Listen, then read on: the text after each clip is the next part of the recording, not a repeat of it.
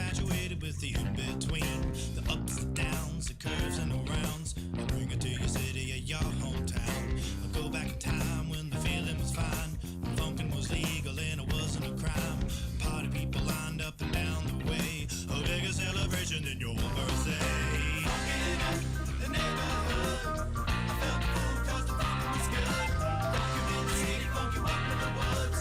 Funkin' up the neighborhood, funkin' up the neighborhood. I felt the fool 'cause the funkin' was good. Funkin' in the city, funkin' up in the woods.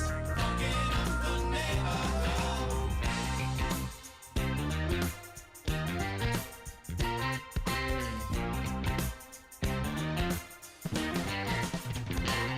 And I have seen the world pristine, funk you up in the bushes, funk you down in the trees. Now look around, all the frowns, the yellow, the white, the red and the brown. And keep in mind, it never costs a dime, 'cause funkin' is free, I remember the time. Now look today, the streets are gray, time to take it back to yesterday. Funkin' in the neighborhood, I felt the fool 'cause the funkin' was good. Funk you in the city, funk you up in the woods. Funkin' up the neighborhood, funkin' up the neighborhood. I felt the fool 'cause the funkin' was good. It was good in the city, funk you up in the woods. Funkin' up the neighborhood. Funkin' up the neighborhood, I felt fool 'cause the funkin' was good. Funk you in the city, funk you up in the woods. Funkin' up the neighborhood, funkin' up the neighborhood. I felt fool 'cause the funkin' was good. Funk you in the city, funk you up in the woods. Funkin' up the neighborhood, funkin' up the neighborhood. I felt fool 'cause the funkin' was good. Funk you in the city, funk you up in the woods. Funkin' up the neighborhood, funkin' up the neighborhood. I felt fool 'cause the funkin' was good. Funk you in the city, funk you up in the woods. Funkin' up the neighborhood.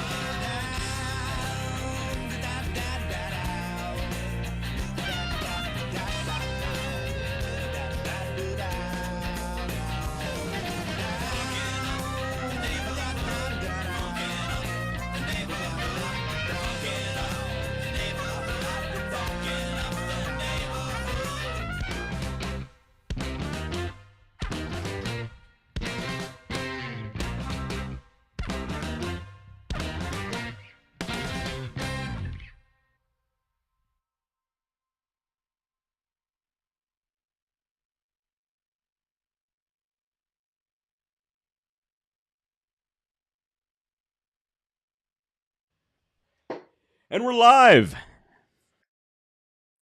Welcome to the Underdog Journey. I'm West. This guy is David.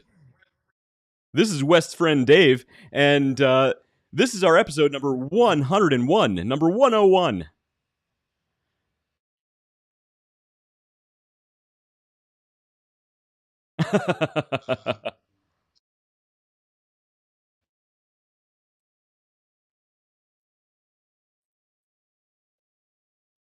Right. Hilarious.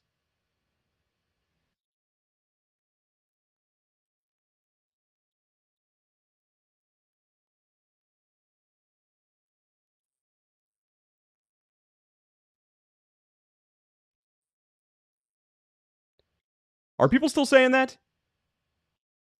They can't hear you. Oh, what is going on here? You're not muted. To listen to me, and here you are. Let's try now. Got me muted. Let's try now. Well, look, Can you hear me now? We got to start this whole thing over again. This is ridiculous. So Can't look, work for under these everybody who's conditions. watching or listening, we actually just got these fancy schmancy new mics, which also means new audio setups, and we were also live last week from the Hofbrau House. So Gwen says you're back. So you are back. And I'm back. Yes. So Thank you, Gwen. Good looking out. David, welcome to the Underdog Journey. This is episode number 101. Yeah, I'm not going through that again. What are you drinking tonight, West? Tonight, I am actually catching up with some leftovers I have, so I am drinking Paulaner Hefeweizen, which is delicious stuff. Okay. For dessert, I happen to agree. For dessert, if I actually get that far, I have this We will. delicious Rheingeist Sunspun Shandy. So shandy with grapefruit and orange juice. Very tasty stuff. Good dessert drink. I love a shandy. By the time we get to you drinking that, just saying the name is going to put your tongue at major risk of getting bit. Shandy. Or you're going to sound like, Bond back in I'll have a shandy. Right. Terrible. Sean Connery. I'll have a shandy. Yeah, Sean Connery. Chicken. So I'm, yeah, there you go. Much better. It's the red hair. It's your Irish roots there. That's it. You and the Scots. So I'm actually doing a Murphy Stout tonight is what I'm starting off with. Okay. And I poured it early because the last time I tried one of these draft style cans, yeah, it let me know that I was not a professional. you got some work to do, huh? And I made a bit of a mess with it. Yeah. So this time I poured it in my big boy cup over here, and then I poured it into what I am now going to name my Bubenstein. It's hard to see on the camera, but it is it's a beer stein with cleavage. Yes. So it's now going to be forever known as the Bubenstein. So Nice. I'm drinking that out of my Bubenstein tonight. And just because, the motto here on this show is better safe than sober, I have a 6-pack of Hofbrau House's Delectable Dunkel. Now, a smart man who was in Hofbrau House last week would have just bought some Crowlers. That would have made a lot of sense. And gotten good fresh beer. But, smart man wasn't there apparently. No, last week was it was a lot of fun though. Every time we go to the Hofbrau House, it is so much fun. Oh, it's a great time. It was a great time. I was glad I got to see a lot of people there. Went and hung out with the staff who always takes care of us after the show and everything. I mean, it was a good time. So, for those of you guys, I know we had a handful of people that made it out there to the show. Thanks for coming out, supporting us and supporting the Hofbrau. And can't wait to get back over there and do it again. I do really miss the days when we'd be out there every Wednesday. That was just up on stage with the crowd. And look, there were several times when you would be out about town doing stuff, and you would be recognized as being on stage and being it doing does this. happen. It does. You're pretty happen. famous, David. For other things too. I mean, look, this is a family show. No, David. This is a family show. Keep it clean. I don't know where you were thinking, but your train of thought and my train of thought were not going down the same path. No, I was out, and I've been recognized a couple times. West, you have to leave your house in order to get recognized. Yeah, that's beyond my control. I can't leave the house. Come on. Yeah, what's wrong with you?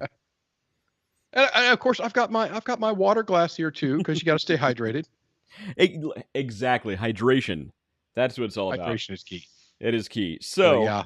Now, my show prep today was great because, I know you guys the rest of the country seems to be just getting wiped out with a lovely heat wave. Oh, it is awesome. I love it. Yeah. Well, I mean, I would be in my basement crying if the temperatures were what they are down there. And I was talking to a person earlier, and I won't give the description that they gave of the temperature outside, but we'll just say that it did not leave room for debate that it was hot. Oh, it got to 95 today in Columbus. And I love it. When you open the door and it feels like you open the oven and the heat just blasts you in the face and you can feel all your skin just tighten because the air is so hot. I love that feeling. I don't know why. Oh, I lost your video, Tonight's David. the last episode of the Underdog Journey. You are a strange person. It's the best feeling ever. I don't know. You're I a always love super that. villain. That's what it is. It's true. You want to have your lair in a volcano. Oh, if I had a That is volcano what it lair, is. yeah, then I'd really never leave the house. That'd be awesome. No, so it got up to the mid 80s. I think it was like 84, maybe. It might have touched 85 up here at some point today. Mm-hmm. But it's been really nice. So I took time today, skimmed off the I don't know what, we don't have trees around our pool, but I'm constantly skimming stuff off the pool. But so I got it all cleaned up, and I actually got to pool a little bit today. Sat out in the sun. You see, I got some sun on my face, man. I was living the life here, after work, and like, yeah, this is good. And then you sent me over the agenda for tonight. I'm like getting motivated as I'm laying out, literally just chilling. Well, look, my little Bose speaker rocking, and it's doing its thing, and I've got decent music playing, and I'm like, Well, yeah, the agenda tonight was not written for you, David. The agenda tonight was not written for somebody who's a natural salesman. It's written for normal mortals, is who it was written for. Well, no, because there are days it's written for me too, because I look through some of it, because everybody needs motivation from time to time. Everybody does. And I don't want to delve directly into the agenda right away here. I want to pull it up, put it on the other screen. But I actually had a couple things today. Oh, okay. That kind of came across. I had not heard about them. Mm-hmm. And I have a news article myself, so we got some good stuff. Let's hear it. What do you got? Yeah. So there's 3 websites that I kind of stumbled across today. I didn't, it's in a program that I did not know existed, and I started toying with it today. But there's a place called pitchbook.com. Pitchbook, okay. Pitchbook. So you can gain insights from like PE, that's private equity, and venture capitalists on the platform. And you can see they have a pretty cool dashboard that you can get. So for people like, dang it, I actually meant to wear a shirt tonight. Big Bentley's Pet Supply. Yeah. That, this as far if you wanted to take it to the net, if you were motivated, tying back into the topic tonight, if you were motivated to really push this thing further, and you wanted to start gathering investors in investment, then there's a few things here that you could be looking at, and it's a simple website. It's called pitchbook.com. Pitchbook, okay. Yeah, I don't know that one, so I'll have to dig this up. Yeah, it's quite cool. It's easy to manipulate, easy to go through. I won't share screens or anything like that, because it only come up on half a screen on this thing anyway. So let's see. What's the other one here? The other one is TechCrunch. Now that one's a pretty good website. I have actually heard about this one before. Yeah, TechCrunch is a good website. So if you want to stay up on some pretty good news, like, hey, what's happening with Tesla? What's happening with gray noise, and on and on and on, and it's all here. So right here, there is General Motors to invest $81 million in hand building the Cadillac Celestiq EV. Nice. $81 million to hand build this car. Well, so it's I mean, look, you look at things like you were talking about big Bentleys a minute ago. Look at Bentleys. Yep. I mean, they're handcrafted. A lot of the components are handcrafted. So handcrafted. That's a real thing, and we're in the days of luxury goods or poverty. Essentially, that's kind of where the world is landing right now. But TechCrunch is a great website. It's if you're looking for tech news, all the latest information. Yeah, TechCrunch is awesome.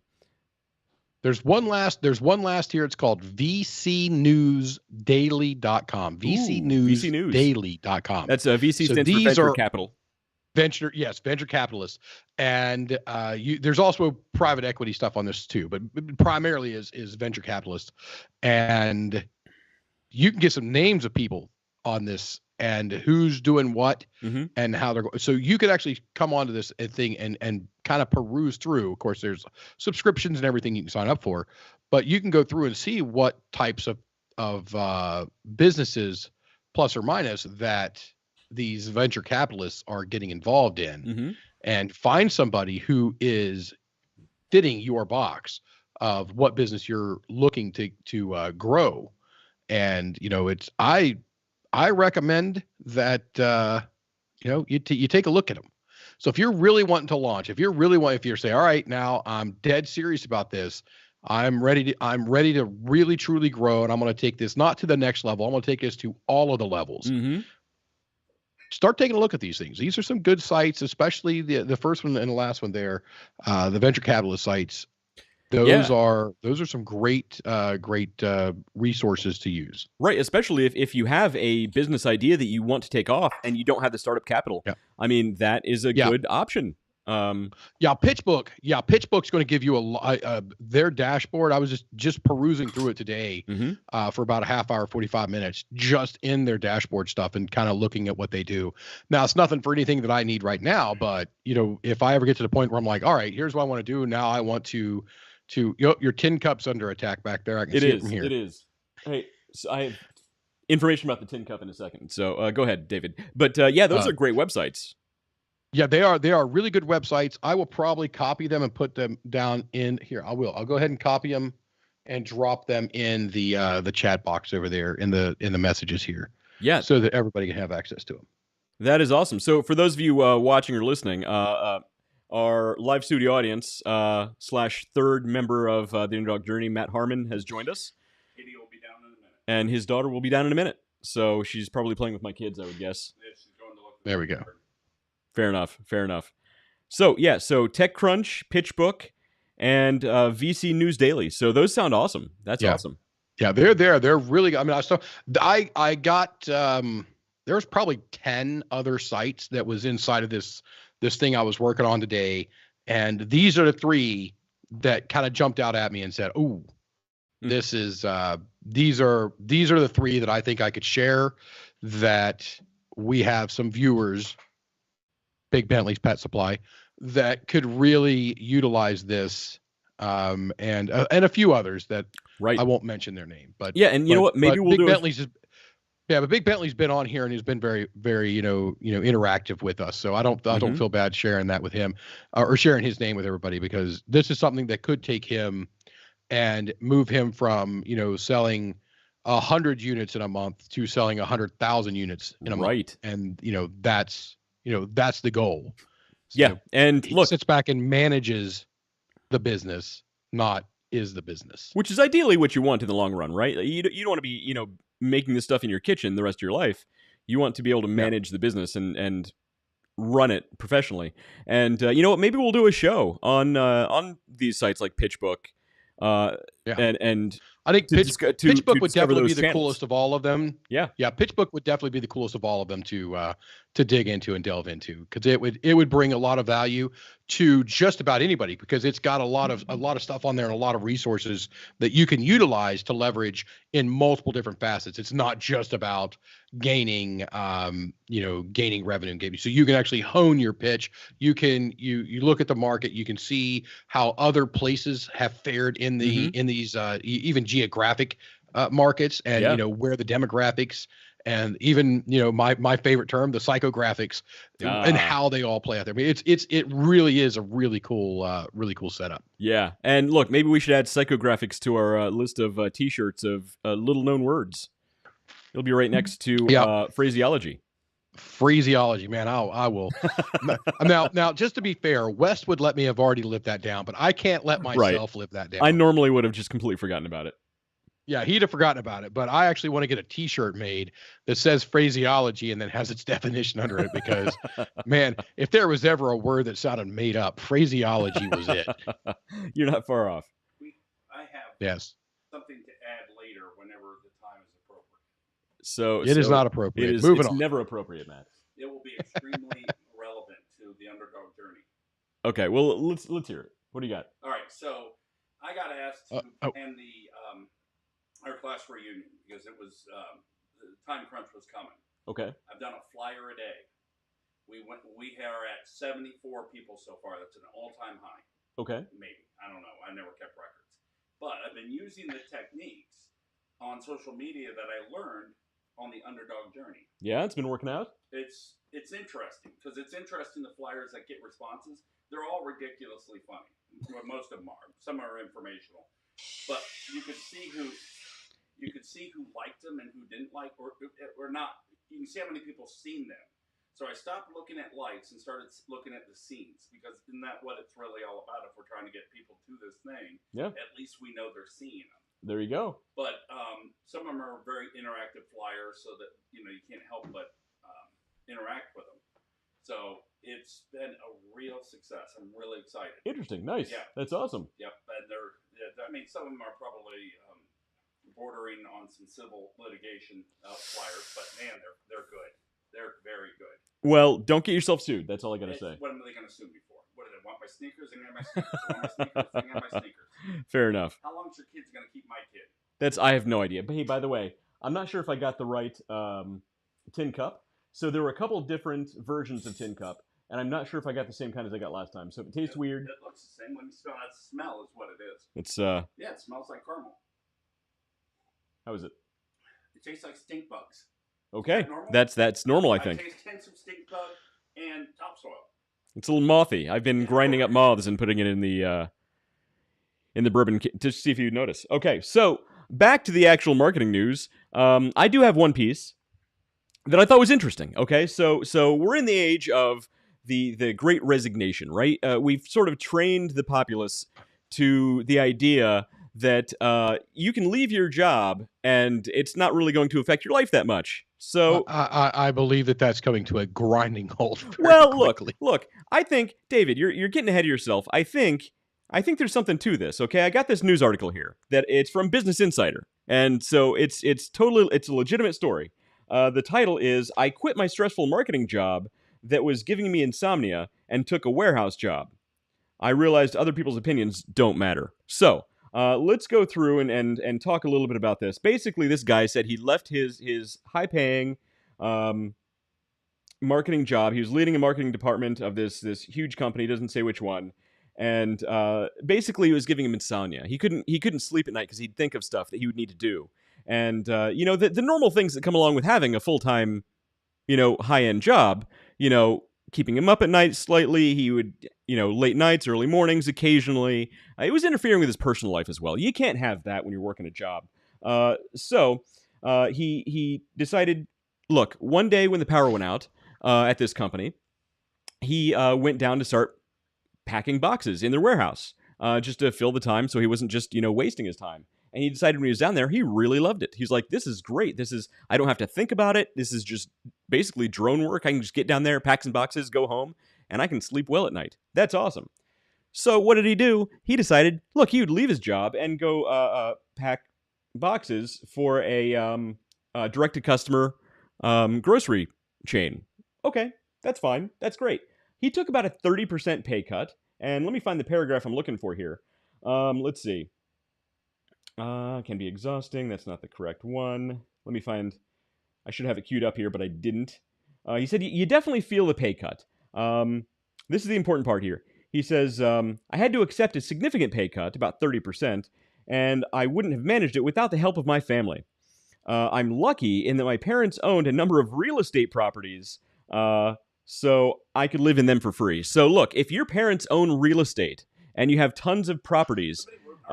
feel free to leave your full-time job and go live with your parents again. There's nothing wrong with that. No, it's in Business Insider. This is a real article. So they picked the one guy in the Great Resignation who has this particular living situation out of the millions who You're missing the point, Matt. He's following his dream. I'm gonna need you to lead me to that point as well. You're missing the point. He's following his dream of a less stressful life where he can pack boxes and live rent-free in one of his parents' rental properties. I'm trying to follow my dream of I think we can all do that. Look, you're telling me that your parents don't have a series of rental properties that you can just go live in for free? Yeah, the rental properties that they probably paid for with a high-end, high-stress job? There's restraining orders on me on most of those properties. Probably, Matt. I'm not allowed in them. There's been some incidents. I don't blame them one bit. But I don't have a high stress. We need that little cut out of Guardians of the Galaxy where dude's like, I can't tell if you're joking or not. So look, you're right. The whole Great Resignation thing. I out of everybody appreciate. Look, follow your dreams. Do what if it's not worth the time or the energy. Don't waste your time at a job that you hate. But there's something disingenuous about leaving your job and encouraging others to do the same while you're living rent-free in one of your parents' rental properties. Clearly, you're not living the same life that the average person out here is living. Yeah, you're a little disconnected from reality. Right. I just want to know why they would. But I'm glad they told your story. I'm going to think that we should use this as a what not to do. This is like somebody's butt. This is, I have a firm belief that everybody in the world teaches us the same two things. They teach us what to do and what not to do. Right, exactly. We get in trouble figuring out which is which. So, I don't know. I just thought that was hilarious. I started reading this article at first, and I thought it was going to be one of those sort of feel good, follow your happiness kind of stories. And then I got to the close to the end where it talked about his parents' own rental properties, and I was like, oh, now I get it. And he stays in them for free, rent free. So rent free. So he's costing his parents money. Well, just because his parents had to work a high stress job to pay for those rental properties doesn't mean that he should have to do the same. Now, I deal with this stuff a lot. I talk with a lot of people. I get on the phone with them, and sometimes it's a little after 5, sometimes it's a lot after 5. And I'm like, you got to set it down. You have to lay down, because I've said it on this show before. A business's only action is to conduct business. That's all it can do. Mm-hmm. It will not look out for you. It doesn't care. It wants the next revenue. It wants to bring money in. It wants to pay money out. That's its whole purpose. There is absolutely no other purpose for it. So if you don't put some limitations on it, it can't. There's no mechanism. There's no thought process. There's no morality. There's no compass. There's nothing inside of a business that says that. It has to rely on the people inside of it. And most importantly, it relies on you. So if you have a high stress marketing job, then you either need to reframe what you are doing or learn to lay it down. Right. I don't wake up in the middle of the night. And I don't do it. I don't wake up. I wake up in the middle of the night because I'm old and fat, but I don't wake up for work. No, neither do I. And I've been in those positions where, you're staying up all night sometimes doing crazy jobs, or it'll be Thanksgiving Day or Christmas Day, and you get called to do something for work. And we all have those occasional moments. But the thing is, those are the exceptions. Those are the exceptions. And, when you have a higher end position at a large company, these are things that you will have to potentially deal with. And that's just unfortunately part of the job. Now, if it's a job that you hate, that's one thing. If it's a matter of you can't handle the occasional late night, that's something else. But also, a lot of this might come down to time management. Look, if you can't handle managing these projects and leaving things on the desk to handle in the morning, maybe it's time to reprioritize. That's one thing. But I found this story really, really funny. I had to share it. Yeah, that's a good one. I'm glad you did, because we all got a good chuckle out of that. What an idiot. What a maroon. So, maybe he wasn't feeling motivated. Maybe he should have listened to today's topic on motivation, how to stay motivated. Yes, he should have listened to us talk about how much of an idiot he is. That's what's best for you. Listen to West and West's friend Dave. There you go. Tell you you're an idiot. That's the best way to get motivation. Well, the guy's an idiot.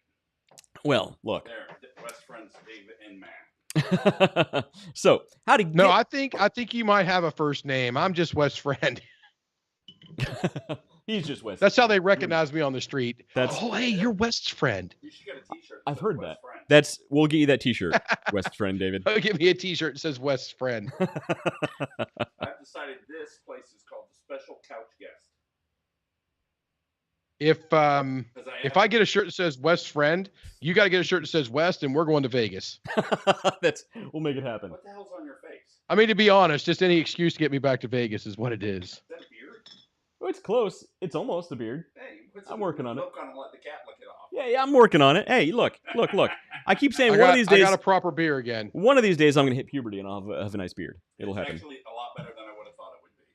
Well, thank It's you. almost an adult beard. It's almost. Look, it's almost. So just for you guys out there, this is what an adult beer looks like. That's a full-size, grown-up size beer.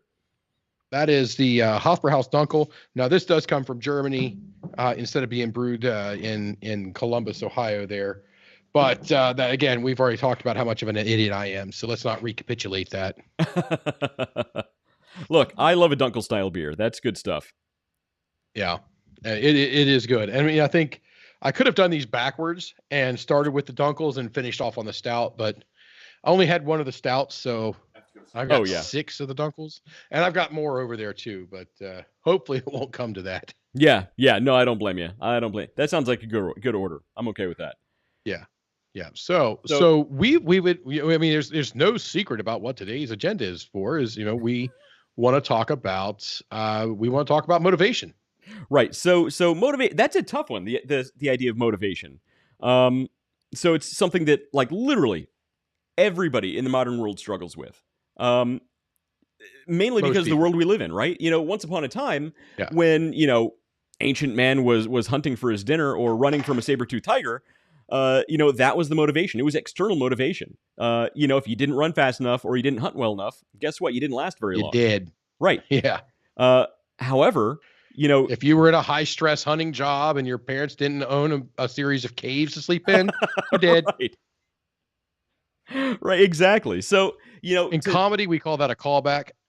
And it wasn't even, and our other live studio audience is here, man. That happens fast. Hey, here he is. I can't see it live, so nope, you can't I have to wait for it to come up on Facebook. Good. Hey there, Mr. Locke. How you doing? Last time I see you, you were eating all the pizza, wouldn't share a slice with me. Nope, don't touch that. Okay. Don't touch the microphone. Okay. Okay. But, hey, Catherine, how you doing? Good. Yeah? What are you guys doing? Are you having a fun summer vacation? Kitty. Oh, there's our cat. That's as deep as the conversation gets sometimes. That's okay. That's all right. So you guys are, hey, Catherine, you guys are already. Oh, and she's gone. And she's and they're gone. Catherine, he has a question. All righty then. Okay. So I was wondering how you guys are enjoying your summer vacation because my kids are not on summer break yet. Really? They're still in school? Yeah, they're still in school. Wow. But they don't go back. I mean, while your kids are going back to school, mine will be off for another month at the end of the summer. So these kids also just had a birthday. Mm-hmm. Their birthdays are close enough together that we celebrate them on the same day. How old are you guys? 5. And I am still 6. No, you're 7. Yeah, but You just turned 7. Not 7 yet. Your actual birthday is like in 2 days. But he's not 7 yet. Okay. But he's not actually 7 yet. It's true. He wants to be 6 for now. That's okay. Mm-hmm. Hey, what did you do? Are there like Did you kids go eat swimming? 3, 6, Yeah, and we under? went- What's up? I put my eyes in with my goggles on and walked around in the pool, and Okay. It was very fun. We went to McDonald's playground, and we went to church camp. Now, Very I will fun tell you day. that gentleman who is sitting right behind you has some lovely stories that he has shared on Facebook about McDonald's Playland. It's true. He's not. And allowed you back should there ask anymore. him to share some of them. Yeah, they don't let him back there anymore. Maybe that's not a kid-friendly story, Dave. Oh no, he used to sit there while his daughter was playing. I know. I'm kidding. It was a joke. there and just describing the hell that the McDonald's play place is. Oh, it's something else. It's pretty special. Hey, you guys, Yes. nope, head back upstairs. Go see Mom. Lock. Go on. Good night, Locke. Good night. It's bedtime. Go upstairs and say, "Mama, make me a sandwich." There you go. Hey, have her make me a sandwich too. That sounds pretty good. Okay. Oh, okay. We're saying goodbyes here. Okay. Good night. All right. Bye, David. I had to make my own sandwich. No, honey, don't. Although I'm dropping my hashtag current wife off at the airport tomorrow morning to fly off to Disney, and she'll be gone till the middle of next week. Yeah, your current wife is in Disney. That's awesome. She goes to Disney not a yet, lot. not yet. She's heading there first thing. I got to drop her off the airport tomorrow. Okay. She goes to Then, Disney a lot. You guys should just. it's her happy place. So as mean, as often as you can get to your happy place, you want to go, right? Right. Well, it's the happiest place on earth, is what they say. Do they still say that? Is that still a thing? I don't know. I don't know. I don't know. But we have talked about niching down on webcast, podcasts, and such like that. Correct? Yes. I want to make a podcast that is just solely a YouTube channel that is solely dedicated to getting facts about Disney wrong. Oh, that'd be funny. It would grow like wildfire because these people, if you say something wrong, right? Oh, they correct you. Well, they correct you. They can't stay out of the comments. They will share and tear it to pieces, and it will be brilliant. So basically, like the Onion. Basically, like the Onion. It's the Onion for Disney. Strictly for Disney. That'd be funny. That would be really funny. I'm thinking about doing it. But I think I'd like to launch with maybe 10 pieces of content. Just to get it going. Make like fake trivia about the movies and stuff. Yeah. Yeah, just ridiculous wild facts. You know, here's the easy one. Here's a real quick easy one. And if there's Disney fans out there watching this right now, they'll correct us in the comments, I guarantee you. So, you know, my wife is going to go to Disneyland down in Orlando, and the employees down there are really nice. That right there is enough to send somebody to fisticuffs in these Disney fans. The employees are fantastic. They always take care of you. Hey, right now, somebody's out there going, Disneyland's in Anaheim, Disney World is in Orlando. So they're making that correction. That was the correction. I thought it was about the employees not being very good. It's cast members, not employees. And they would have went flipping nuts over that too. So I'm telling you, I think it'll be gold. Because literally all it is like, oh, here's a big pile of I'm just gonna stir it with a stick. Right. That would be really funny. Watch him twitch. So I guess we have a question here from our live studio audience. Wait, are Disney employees actually mean? Or is it like a trick question or something? Are Disney employees actually mean? So that's what I thought he was saying at first too. Apparently he mentioned he mixed up Disney World and Disneyland. And with Disney nerds, that's a big no-no. Oh, and you can't call them employees. They are cast members. That is huge. Unless you're in a movie, you really shouldn't be called a cast member. Come on. They are in a nonstop movie. They are in a play nonstop, and that's how it's sold. And I understand it. That's how it should be. But back to the question from the audience, is Disney's cast members mean? Are they? They're not as magical as they used to be. See, right? There you go. There was a video that came out that was online not too long ago. It was some guy proposing at Euro Disney to his fiancée, I guess. And a Disney employee ran up, got between them, took the ring out of the guy's hand, and ran down the stairs and said, no, you can't do that here. Like, they didn't want the photo op in front of in front of the castle and stuff there? And they were trying to... Yeah, Mickey Mouse's castle. They were getting ready to do something else, and apparently they didn't want the photo op right there, and the guy ruined the proposal. Like, literally, like, he's on his knee doing the thing. The employee runs between him, takes the ring, and shoos him off the area. You have to take the ring, though. Just ask him to go somewhere else. I'll tell you what, if he done that, had that been an American Disney employee, there would be a very different conversation happening. Maybe, I'm telling you. So we have talked many times about, staying out of politics. If your business is politics, that's okay. But if your business is not politics, stay out of politics. Disney is reaping the lovely benefits right now of dipping their toes into some politics. Yeah, and they're feeling the backlash. Have you seen their stock lately? It is hugely impactful. So when we give you guys the advice, it's not because we lean one side or the other. Mm-hmm. It's because as a business, you shouldn't lean either side. You should lean into your business. Right. And I mean, if that doesn't motivate you, nothing will. And I'm looking up their stock right now. You can see the direct reflection of that in their stock prices. So yeah, they're well, and with the upcoming recession and the constraints that are going to be on incomes for people, luxury things, which I've talked about it quite a bit about how Disney has transformed themselves out of the family vacation, the family getaway, the most magical place on earth, to a luxury destination, keying to a certain fiscal or financial level.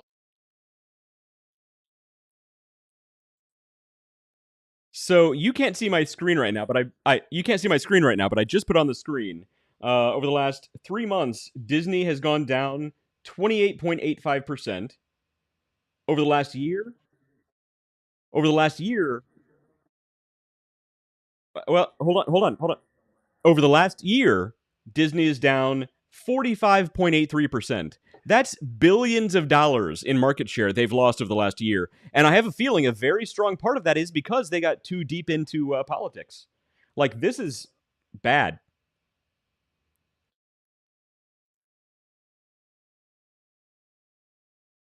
When you're there, the rest of the world doesn't exist. You're in Disney. You're in Disney. You're supposed to be immersed in there. The outside world doesn't exist. Right. They went through painstaking design engineering for buildings, colors, everything that that was there from the bushes, the shade of green, and all these things to keep you inside there. And then what did they do? They're like, oh, here, we're going to intentionally bring politically charged things inside. And right. And actually, so Jeff Leffingwell brought up an interesting point. He said, now we can actually say that, well, we can say the word now because it's not a trigger to block you supposedly anymore. He said COVID, which you would think, yeah, maybe COVID is the reason for this big downturn over the last year. Well, contraire, mon frere. I did. I went to 5 years here, and you can see. Yep.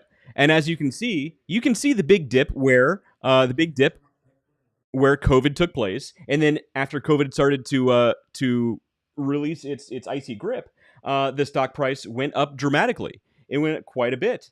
And as you can still see within the last year, guess what? That's where the big downturn came, and that's because of the political backlash. And look,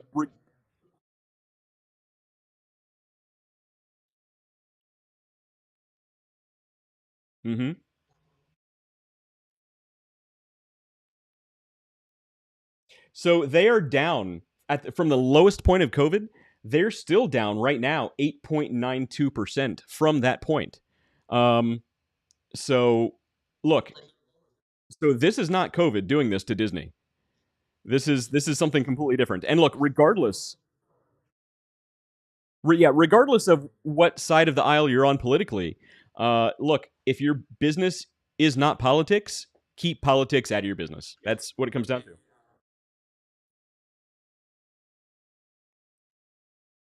Right. You to have them. Your business's politics are money. Your business's politics are revenue, not necessarily revenue or money. I'll correct that, because your revenue may not be it. You may be a charity.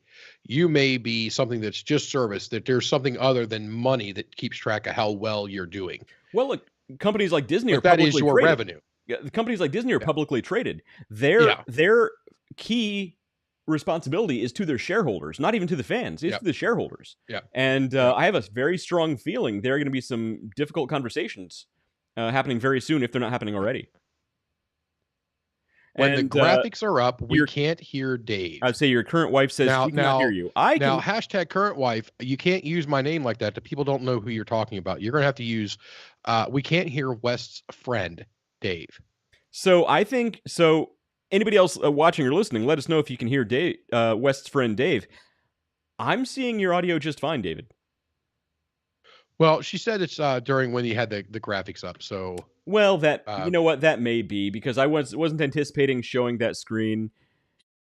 And what happens, and just for you, so you guys know, on every one of our slides, whenever we pull somebody in or change something, we have to set what audio we want, because we may not want to hear, you guys may not want to hear us. We may want to play the audio from a video, from a website. So we have to select it on every single one. Well, I say West has to select it on every single one to set it up. Yeah, so unfortunately, I wasn't anticipating showing that graphic today, but I did, and I didn't preset the audio correctly. So thank you, Dave's current wife, West's friend Dave's current wife.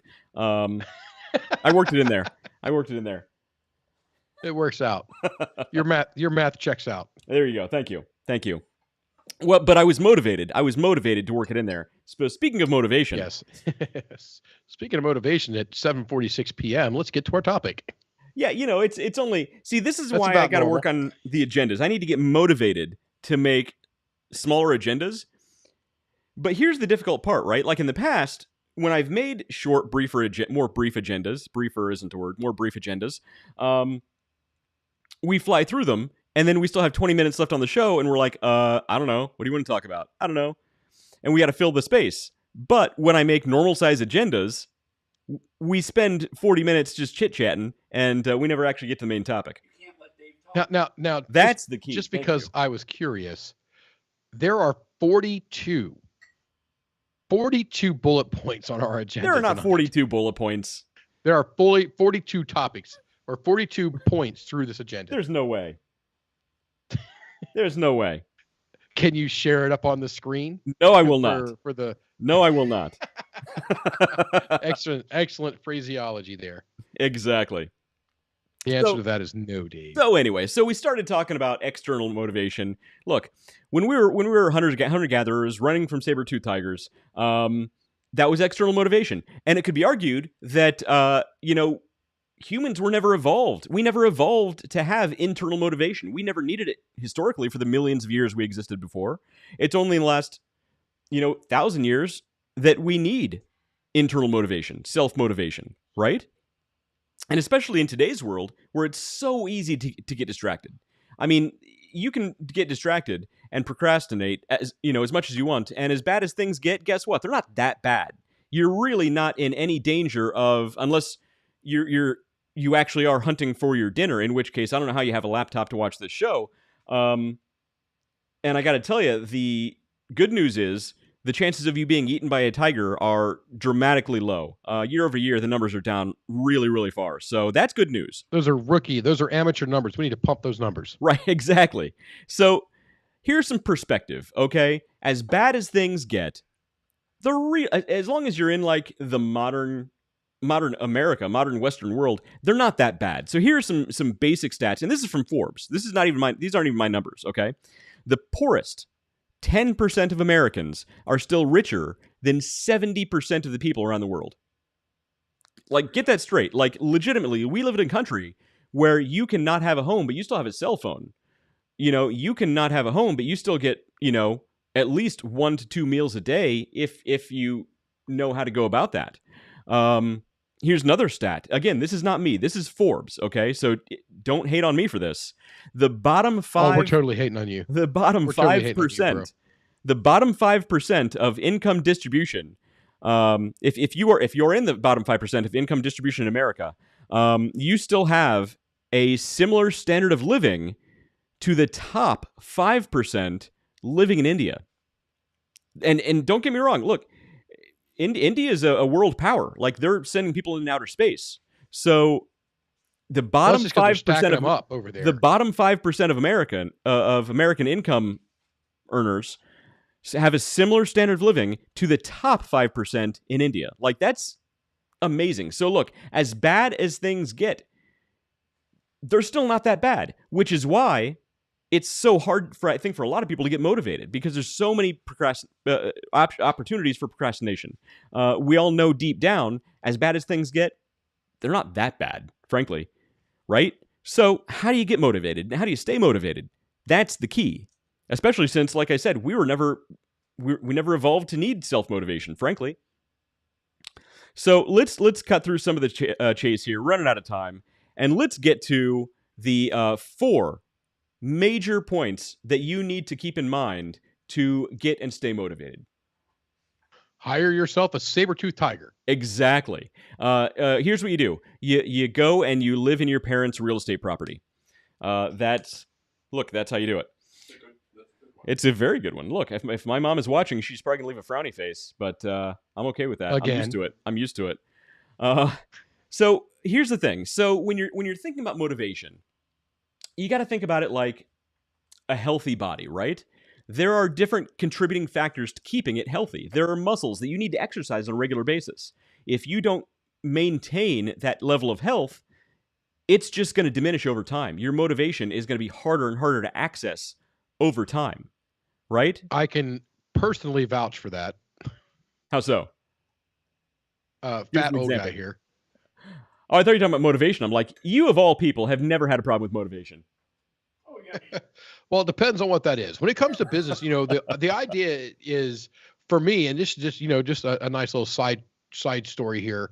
I don't have a lot of struggle with getting motivation for work. I don't have a lot of motivation struggling getting to do things.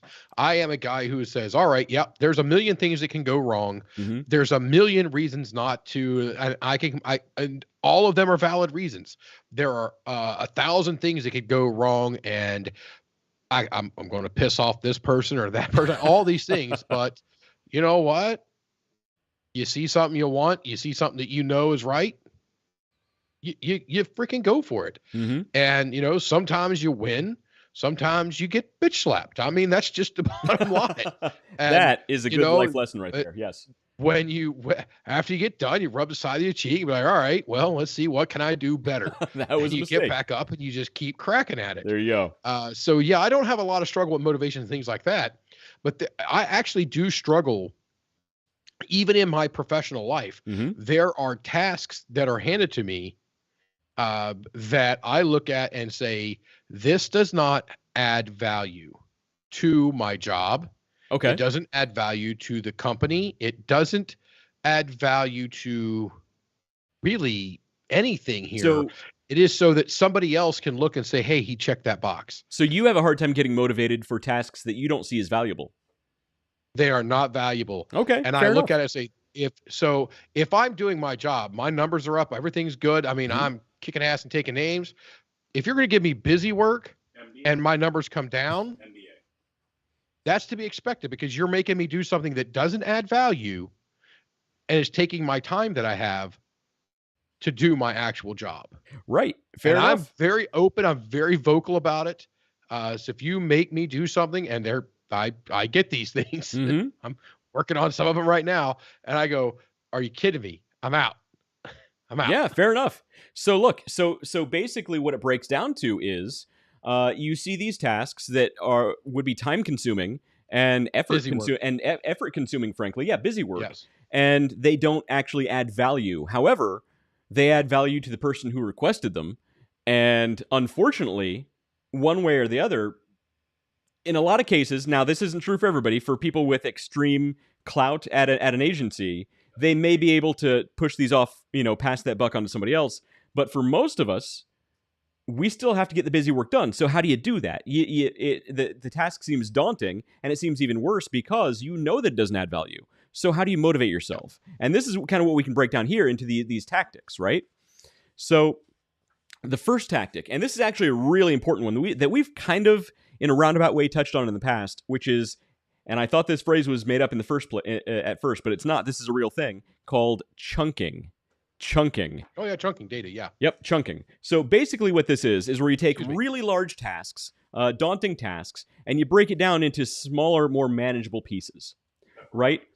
So basically, here's the thing. So your brain is essentially hardwired to reserve... To self-destruct.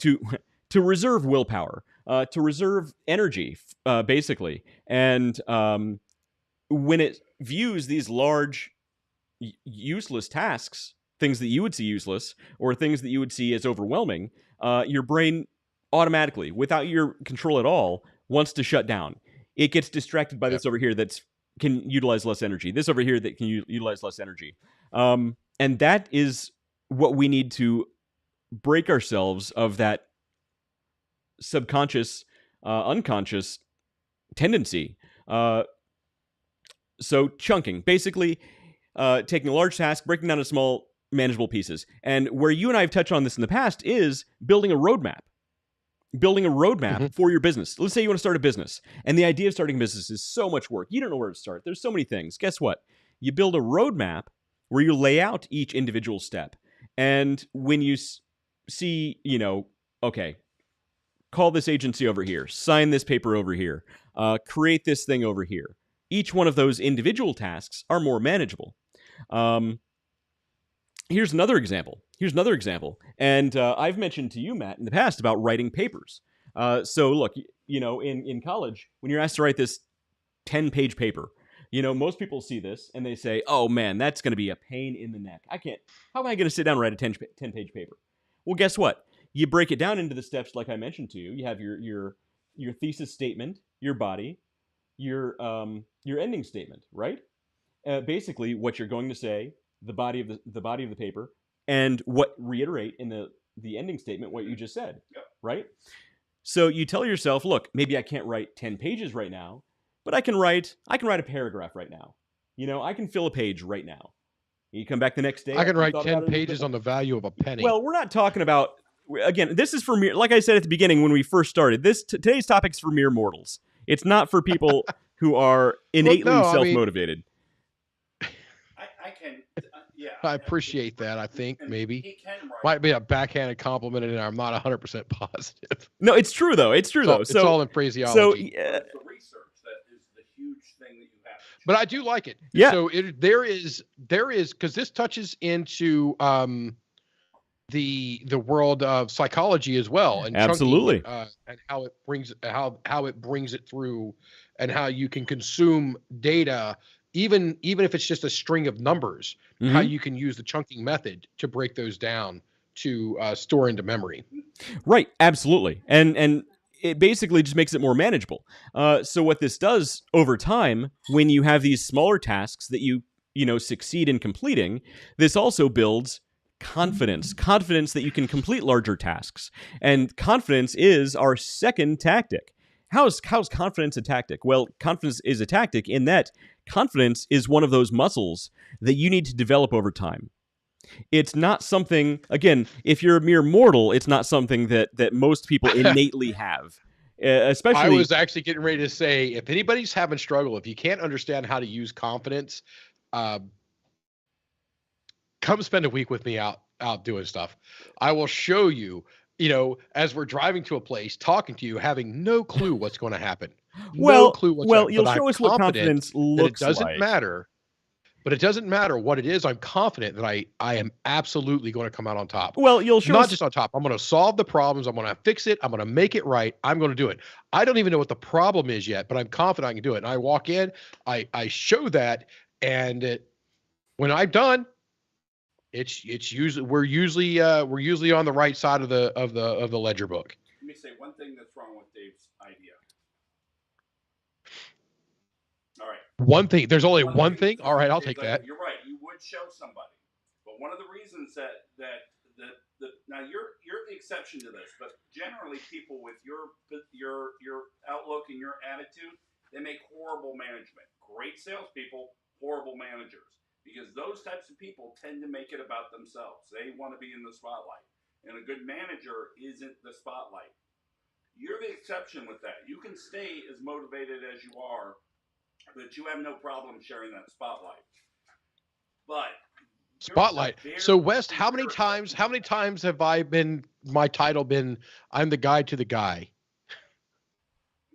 I'm the guy back there. Well, so if you need me, I'm here. It's cool. Well, so look. So again, for mere mortals, confidence doesn't come as easily as it does for others, which is why it's a muscle. And here's the thing, and it's true, just like any other muscle or talent or skill. It's some people have it, some people don't. Some people are naturally great basketball players or football players. Everybody can have it. Everybody can have it. Some people just have to work harder. That's my point, David. That's my point. It's you need to develop it over time, and that's why it fits into one of these tactics, because you do need to develop it, and through chunking and through building the confidence of understanding, you can complete these large tasks when done correctly. That builds confidence over time. And the more you have, the more you get, the more you use it, the better you get at using it. Right? And yeah, absolutely. Yeah, absolutely. And it literally is anything that you want to be better at. You don't sit. I've got a bunch of guitars sitting on my wall. I'm not very good at playing. My addiction to guitars far exceeds my ability to be able to play them. But I didn't sit down and say, I'm going to sit here and just bang out Master of Puppets today. I'm going to sit and I'm going to learn how to do this little part and this little Right. part. And Exactly. It's exactly what you're talking about, chunking it, breaking it down into more manageable pieces for yourself. And it doesn't matter whether you're doing, playing guitar. It doesn't matter whether you're trying to learn how to cook. It doesn't matter whether you're learning how to maintain a pool. Little steps. You do this, and then it becomes easy. Then you do the next part. Then it becomes easy, and you just keep adding to your pool of skills until you look back and you go, well, it's usually not you looking back. Somebody else looks and goes, wow, you're an expert at this. Right. And that's the thing. People who are good at completing these large tasks and have the confidence to know that they can do that, they make it look easy. And unfortunately, there's a lot of people who look on these people who don't understand how difficult it can actually be. So here's an example. If you go to the average person and you say, how confident are you? A different kind of confidence, I know, but it's going to tie in the end. How confident are you that you could save $100,000? A lot of people are going to look at you like, that's a lot of money, man. I don't know. But you say, okay, let's lower this back down. Let's chunk it out. How confident are you could save $100 or $1,000? Oh, yeah, that's no problem. Okay. In most cases, no problem anyway. But that's the thing. Confidence, just like everything else, is a development over time. It's about these small milestones that you reach over time. And before you know it, you're going to have the confidence that you've built up over this course of time. Just like when you start a new job, most people start out a new job slightly insecure. They may know the subject matter, but slightly insecure, slightly like, I don't know what I'm doing. However, they've been there for 10 years. Guess what? They have the experience that goes along with having the confidence in that role. They know pretty much everything they're ever going to need to know, and they know that. Therefore, they have confidence they can complete those tasks as good, if not better, than anybody else. So these skills in confidence, it just happens over time. So confidence is the number 2 tactic, right below chunking. Number 3, again, this doesn't sound like a tactic, but it totally is when you think about it, willpower, okay? So before we get started, I want to debunk something, which is the myth about willpower. A lot of people think that willpower... This would be good. Wait. Are we going to disagree on this? Probably. All right. Let's let it rip, Tater Chip. All right. So here's the myth. If you just try harder, you'll naturally be able to find the motivation that you need to do whatever it is you need to do. And if you don't, guess what? You just didn't try hard enough, you loser. Unfortunately, that's not true. That's a big no from me. The thing is, willpower, while being a contributing factor to the development of motivation, unless you're the Green Lantern, it's not this limitless pool of energy that you just have, and you just need to try harder until you can harness it. Willpower itself is another muscle that you need to use and develop over time. It's not something that, again, you lose it, you use it, or you lose it. I hear a butt coming, David. He's thinking. The hamster's running on the wheel.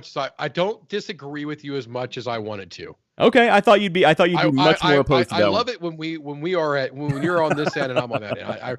Those are really good topics because we could have some great dialogue with those. Yeah. But this one, your closing statement really brought it in.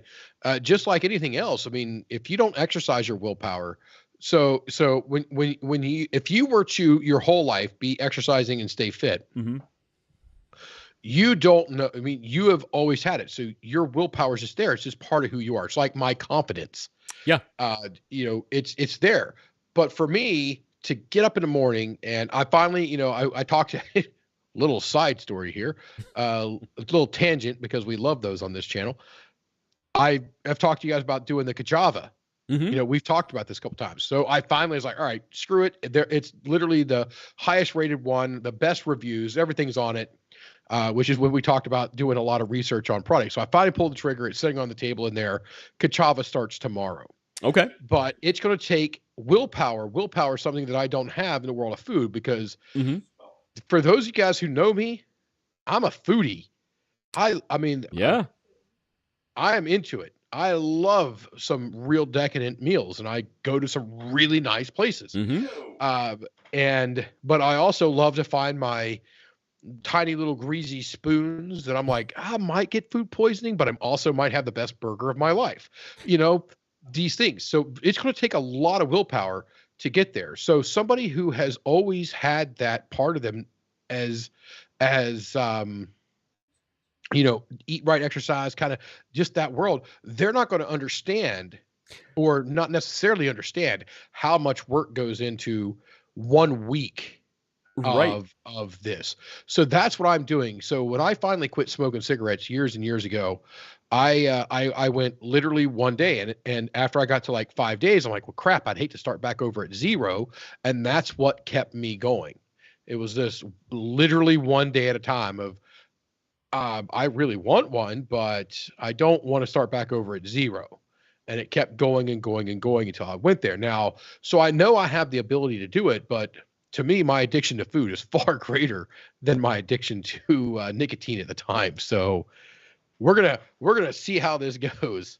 But it plays in the same. So where I'm confident that I can go in and work on a situation, I am not confident that I have the willpower needed to make these next steps. So it's something that I'm going to have to work on literally one day.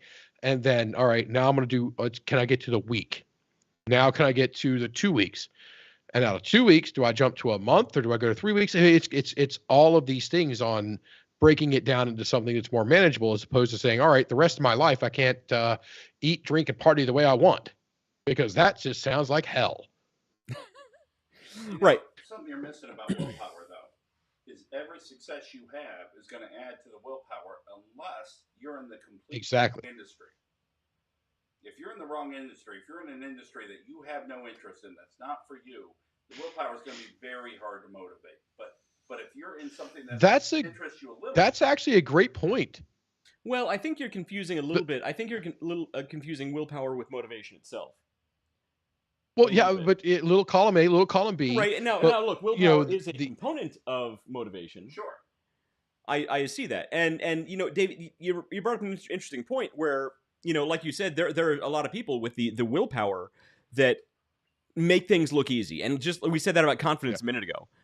It's just like a muscle or a talent. There are people who are naturally good at basketball. They do run strikingly similar. There are really people who are really naturally good at it. Unfortunately, most people just aren't. But it's a muscle. It's a talent. It's a skill that you need to develop over time. And again, you use it or you lose it. So just like in between, there's this gray. This gray in between. Mm-hmm. There's not a lot of distance between, I think, the motivation and the willpower. And some things it'd be really easy to get them crossed. So I can understand. But Matt, mm-hmm. Matt, what do we call him? What was it? The title you gave yourself back there? The couch of honor or something? He's on the special guest couch. The special guest couch. The psychological impact of being in something that you love versus something that's to earn a paycheck. Mm-hmm. That would be a great thing to learn more about, because I think that you're on to something, and I think it's a little more impactful than what you just, just to say it on the surface. I think it's a lot more impactful than just leaving it as a surface statement. No, I think agree. There's a lot to unpack there. I think we could totally do a whole show just on that. Did you do your best work? Just on that one statement. That's it. That is huge.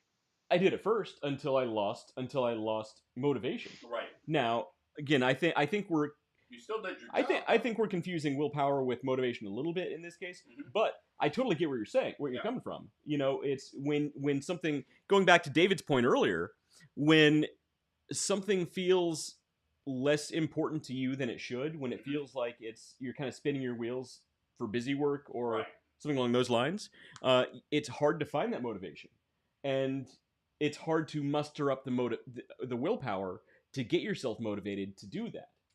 Yeah. I totally agree. And unfortunately, I think there's probably a huge, I would say, majority of people living right now who are in a career or a job that they just hate because they need the paycheck. Yep.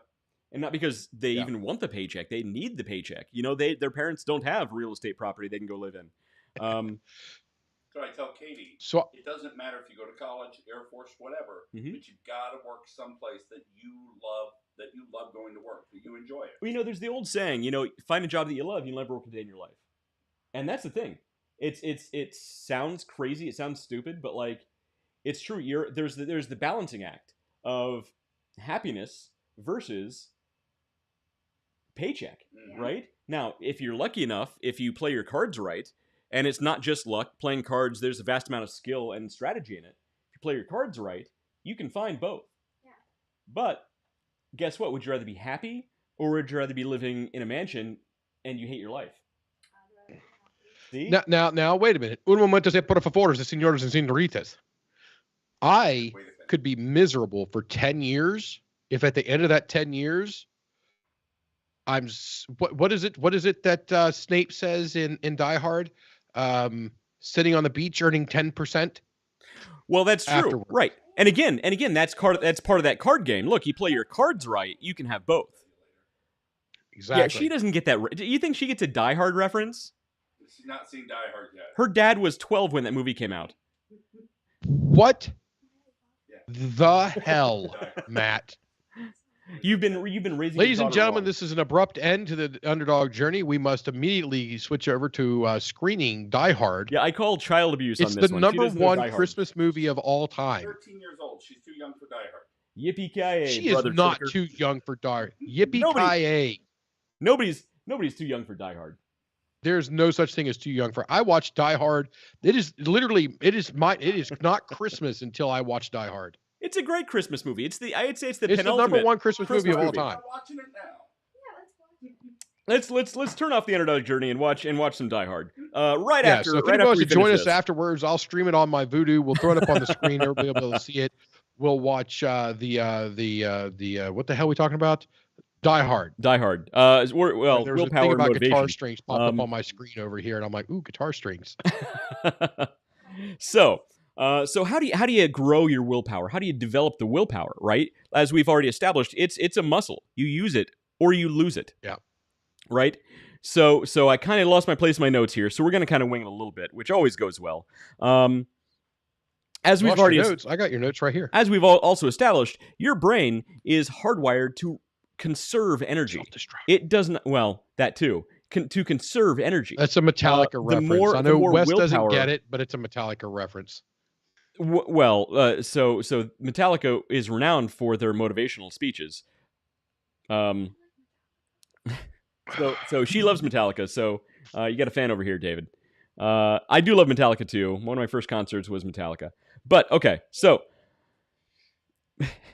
we're losing the train of thought here. Okay, so basically, why. So hold on a second. So this is right here. This is an excellent example of the differences between West and West Friends Dave. I have an agenda and I look at it for about 10 seconds. Yeah. Like, yep, this is the general topics. I'm good.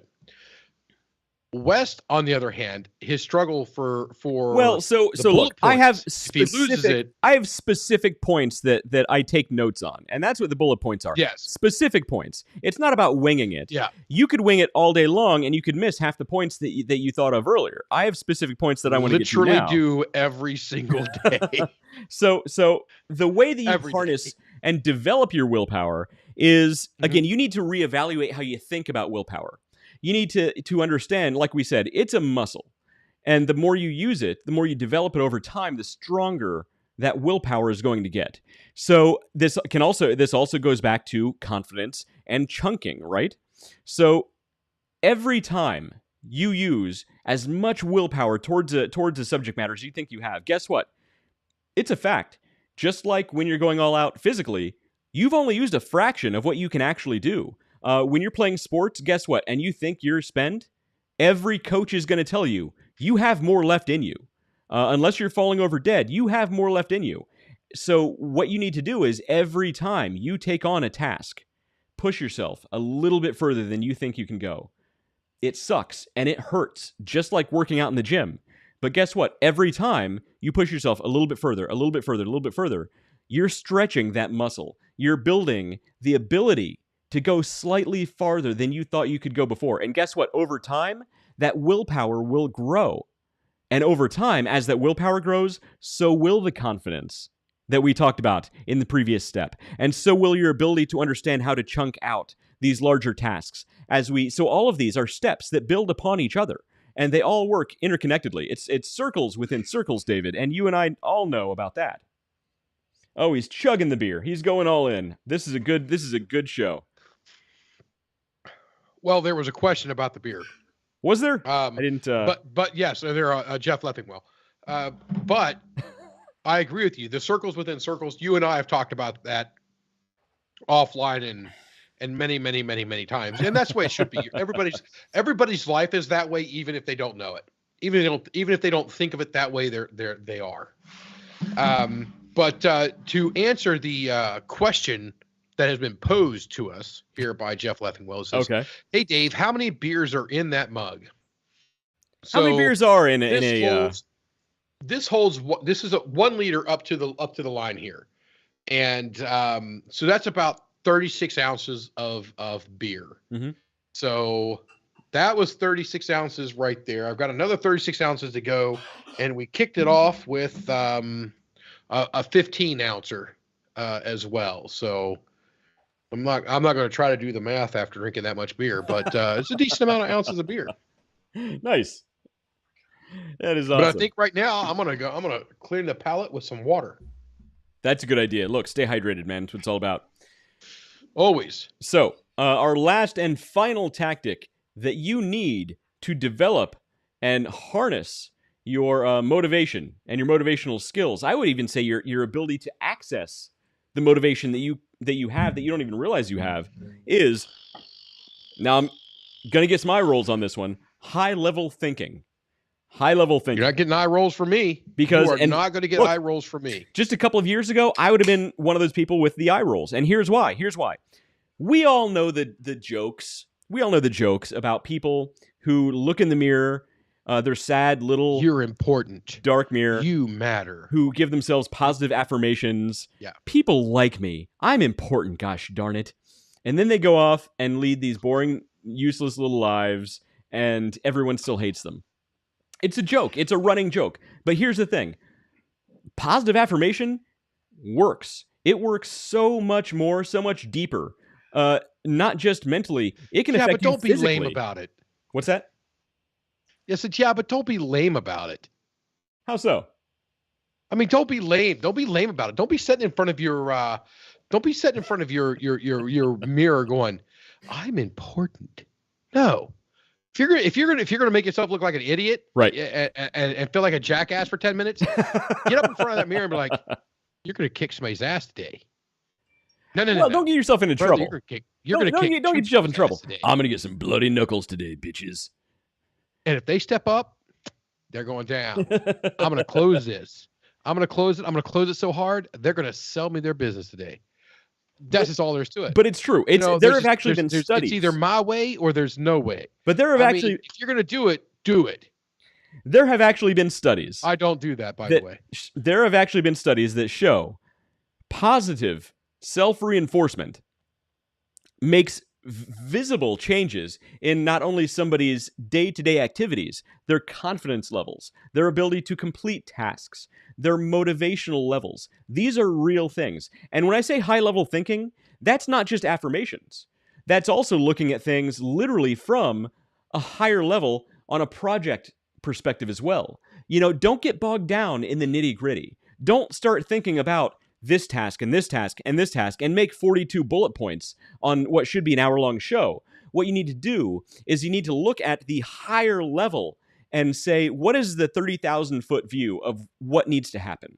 Okay, guess what? Let's work backwards from there and make it happen. And again, that kind of goes back to the roadmap we were talking about earlier, right? Don't get bogged down in the weeds. Look above, see how things can happen. Let's not get bogged down with who killed who. Anybody got that reference? I know it, but I can't think of it off the top of my head. That is the Monty Python and the Holy Grail. Ah, that's a good one. Just a flesh wound. Just a flesh wound. Although I must say, everybody comes up with that quote, and everybody talks about that scene. But my favorite scene is the holy hand grenade of Antioch. Oh, the holy hand. Look to me. What was the bunny? Oh yeah. I remember the first time I saw that. Bunny. I remember the first time I saw that. I was probably 8 years old, and I died laughing. It was so funny. Oh, it was great. So I played it for Noah, who is 17 now. I mean, it's been a few years. He was probably boy. He's got to love Monty Python. Yeah, he was probably 13 or 14 at the time. And you know, at the very end where the police come, they start arresting because they ran out of budget. He just looks over at me and goes, "What?" That's Monty What? Python. And to be honest, that's the appropriate response. So it was golden. Mm-hmm. So it was good. Monty Python. Great way to end a show. It is a great way to end the show. So yeah, we're at about an hour and a little south of an hour and a half here. Yeah. We have a lot here. The positive thinking, and you know, that's one of the things that I think is probably going to be the most powerful part. It doesn't necessarily have to look like you standing in front of a mirror telling yourself that you're awesome and that you matter and all that fluffernutter. That's not how it has to be. Right. It just it's that it all kind of, you know what? All of this stuff blends in together. It does. Between the high end thinking, the high level thinking, the willpower, the confidence, mm-hmm. and the motivation. All of this stuff works together. When you start tugging on one of these strings, it's going to start pulling on the other ones and start bringing it in. And if you utilize that and build off of that little by little by little, which we talked about quite tonight about chunking, and I'm going to stop using the word chunking and start using the word building upon these small steps. I think you're going to find a lot of stuff opens up to you. Absolutely. And they're all built upon each other. And yeah, you know, back to the high level thinking a little bit, it doesn't even necessarily come down to, you know, that sad little person looking themselves in the bathroom mirror while they're working on their comb over. A lot of it can come down to, there you go. That's a good look. No, but a lot of it can come down to simple things you don't think about from a day-to-day basis. You know, when you do something dumb and you punish yourself, you say, "Oh, I'm so effing stupid. I'm so dumb. How could I be so stupid?" Guess what?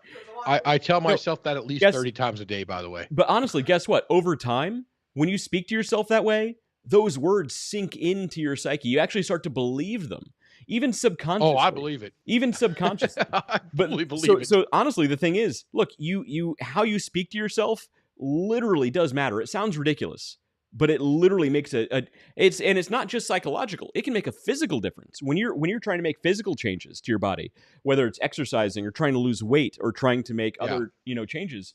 Look, it's been proven that how you think about yourself affects these things physically and literally and viscerally.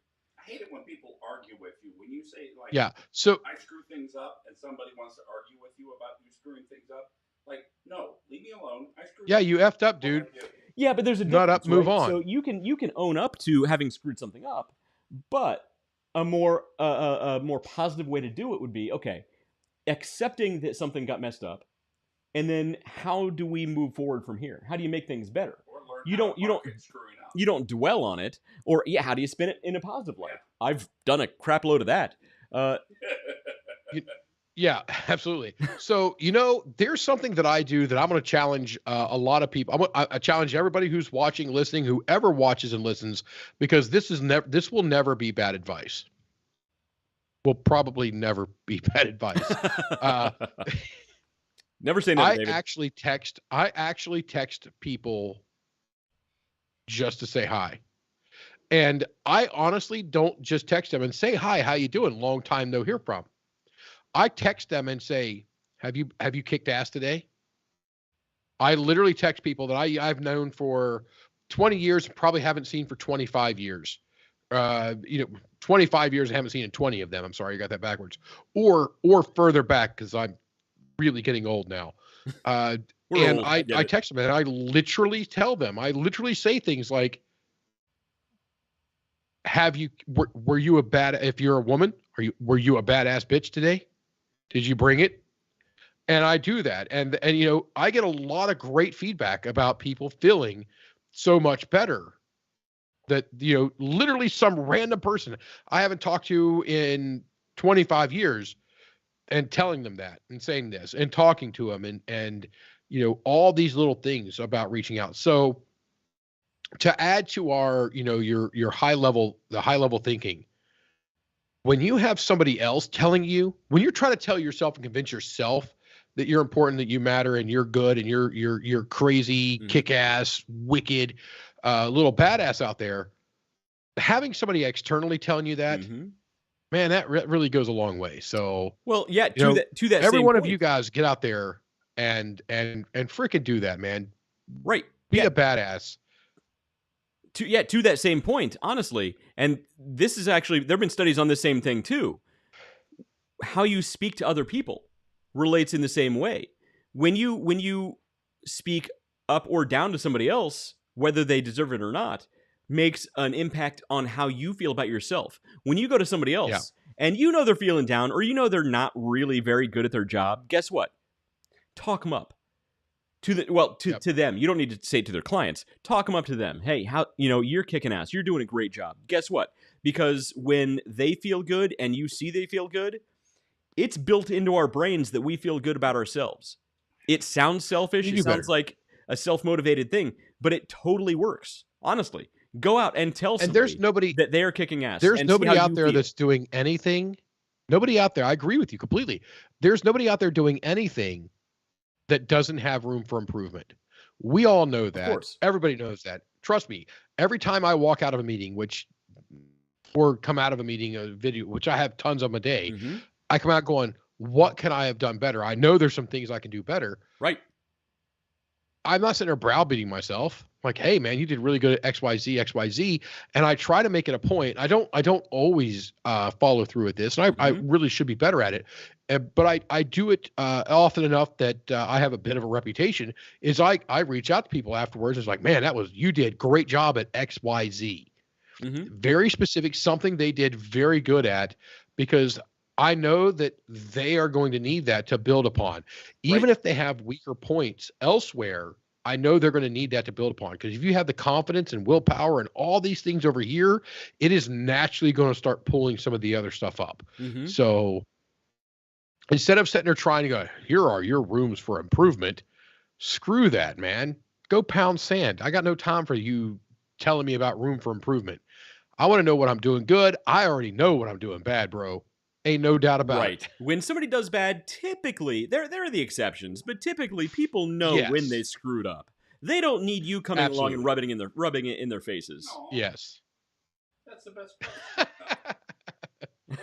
All right. And on that note, we're just basically we're going to end the Underdog Journey podcast tonight on hashtag Don't Be a Dick. Well, speaking of Don't Be a Dick, Matt Harmon has a comment here. I'm kidding. All right, so real quick, one quick last story to really hammer home what y'all are saying. Yeah. There was this sales manager out working with this. He came into this company, wanted to go out with the top producer. So he goes out with this top producer, and they don't talk much during the day, but the sales manager notices the top producer's car is pretty dirty. So at the end of the day, he feels like he has to say something. So he says, you might be a little more productive if you kept your car a little neater and tidier. This top producer doesn't say a word. The next day, the top producer takes the sales manager to his largest customer. This is going to be half of that top producer's sales. I mean, it's a big deal. The buyer there is no nonsense. So the top producer slides the contract over to the buyer. The buyer looks at it, goes to sign it, and the top producer pulls it back. He says, before you sign this, I want you to know my car is messy. Top producer, or the buyer's like, I don't give a shit, give me that, and signs it. Sale's done. They go out. What stories that tell you? Your messy car doesn't matter. Right? Yeah, there you go. Good point. Just because you're a manager, shut the hell up. Yes. Yeah, and this comes back to, that actually ties in pretty good with the idea of busy work. Right. 100%. The idea of busy work. You're trying to get me to waste my time, my labor, my hours. I got to tell you, I value my time very highly. So if I spend time with someone via a conversation, via texting even, if I'm spending time with someone, I value my conversation with you more than I value my time. And that's a lot. I am a greedy SOB. I value my time a whole as you lot. should. As you totally should. I get it. Yeah. So I mean, it's not that anybody should feel honored in getting a message from me, but just to know that I do. If I'm doing something, it's because I want to do that. It's not because I feel like it's an obligation. Because I don't really believe in a lot of how many times have you guys told me, you know, we'll be out, we'll do something, and I'll do something, you're like, oh, Dave, you didn't have to do that. And my words every time are, if I ever feel like I have to do it, I won't. I mean, it's right, and been a ton of time. You say that all the time. I totally agree. Yeah. We do have to say goodbye to one of our regulars on the in the chat. Jeff Leffingwell is checking out. He says he's out of beer. Time to go. And that is a great sentiment. That is it. We're out of beer. We're out. I've got 3 more to go, but I don't know that drinking them on the web is the good idea tonight. So on that note, I think it's time for your signature sign off that you've been Wes and I've been Wes's friend Dave. So he's been West. I've been West's friend Dave. That's been an awesome T-shirt. That's been the favorite daughter who got it for him. And we will see you guys next Wednesday, 7 p.m. Eastern on Facebook and YouTube. Out. We're off. Keep it gray, my friends. You probably know we're not.